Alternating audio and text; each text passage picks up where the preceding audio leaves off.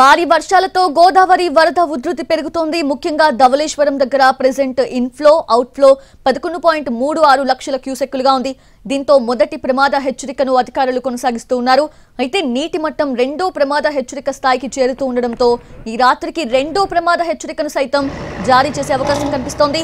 విపత్తుల సంస్థలోని state control room నుంచి ఎప్పటికప్పుడు పర్యవేక్షణ చేస్తూ ఉన్నారు అధికారులు.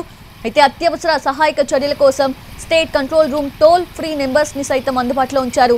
గోదావరి పరివాహక ప్రాంత ప్రజలు అప్రమత్తంగా ఉండాలని విపత్తుల నిర్వహణ సంస్థ ఎండీ రోనం కే కూర్మనాథ్ సూచించారు.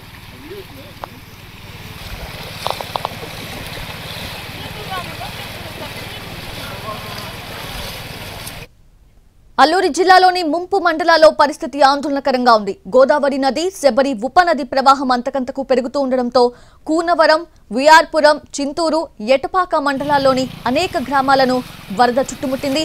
దీంతో వేలాది మంది నిరాశ్రయులయ్యారు. రాత్రికి రాత్రే ఇళ్లు ఖాళీ చేసి ట్రాక్టర్స్, ఆటోల్లో సామాన్లు లోడ్ చేసి పునరావాస కేంద్రాలకు తరలి వెళ్లారు.